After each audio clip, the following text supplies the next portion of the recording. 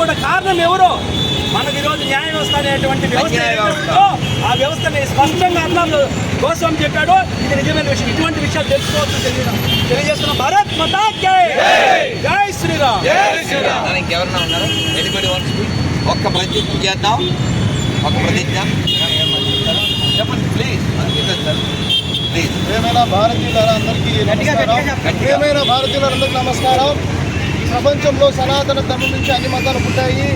ఆ ముస్లింలు క్రిస్టియన్స్ అనేవాళ్ళు ఈ దేశానికి వచ్చి దాడి చేసే రాముడు అన్ని మతాలు వాస్తవ విషయం మనం ఏం చేయలేం. దానికి ఎవరైతే అన్యాయం ఉంటే దేవుడు నశిస్తూ ఉంటాడు. కాకపోతే హిందువులు ఐక్యత ఉండాలి. ఈరోజు హిందువులు ఐక్యత అంటే మనం చూస్తుంటాము.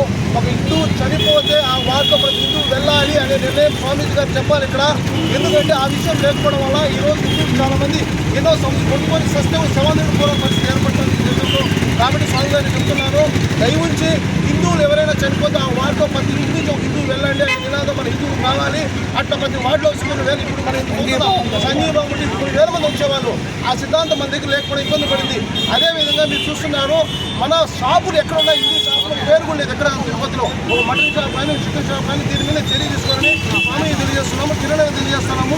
భారతీయ సార్ వాళ్ళ దీని మీద చర్య తీసుకోవాలని. మీరు ఎందుకంటే ప్రాక్టికల్గా రావాలి. మనం డబ్బు వాళ్ళ మన షాప్ ఎక్కడుంది, పేరు ఎక్కడుంది, ఎక్కడ లేవు.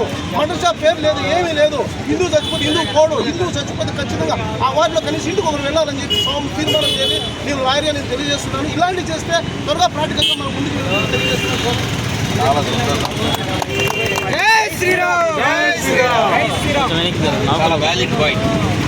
హిందూ బంధువులందరికీ నమస్కారం. ఇవాళ మనం ఈరోజు చేయడానికి కారణమైనటువంటి ఈ ఉగ్రవాదం ఏదుందో దాన్ని మనం కలిసి ఏక కంఠంతో కలిసి మనం వ్యతిరేకించాల్సిన అవసరం ఉంది. హిందువులందరికీ రాజకీయ చైతన్యం కూడా కావాల్సిన అవసరం ఉంది. ఈ రోజు ఒక్క నరేంద్ర మోదీ గారు ఉండడం వల్ల పాకిస్తాన్ గత 10 ఏళ్లుగా ఏ ఒక్క ఇది చేయలేకుండా ఉంది. ఒకే ఒక్క మొదడు భారతదేశం మొత్తంలో మోదీ గారు మాత్రమే. కాబట్టి దయించి హిందువులందరూ ఏకమయ్యి భారతీయ జనతా పార్టీని అందరూ కలిసి గట్టిగా బలపరిచి నరేంద్ర మోదీ గారి నాయకత్వాన్ని గట్టిగా రాబోయే ఎన్నికల్లో ఎక్కడైనా సరే నరేంద్ర మోదీ గారి నాయకత్వాన్ని గట్టిగా బలపరచాలని అందరికీ సవినయంగా మనవి చేస్తున్నాం. జై శ్రీరామ్.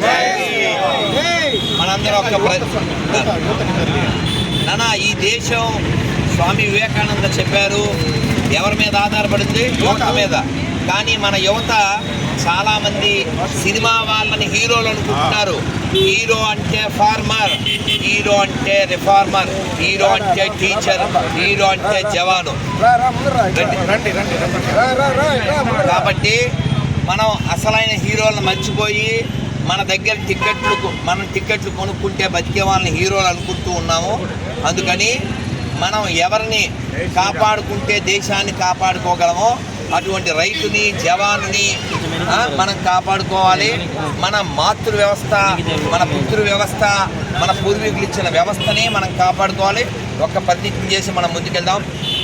ఈ భారతదేశంలో, ఈ హిందూ రాష్ట్రంలో, ఈ ఆర్యావర్తనంలో హిందూగా జన్మించిన నేను, హిందూగా జీవిస్తున్న నేను హిందువుల దగ్గరే కొంటాను, హిందువుల దగ్గరే తింటాను, హిందువులాగే ఉంటాను.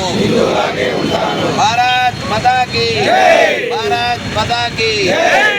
శ్రీరామ్, జై శ్రీరామ్. నశించాలి, నశించాలి.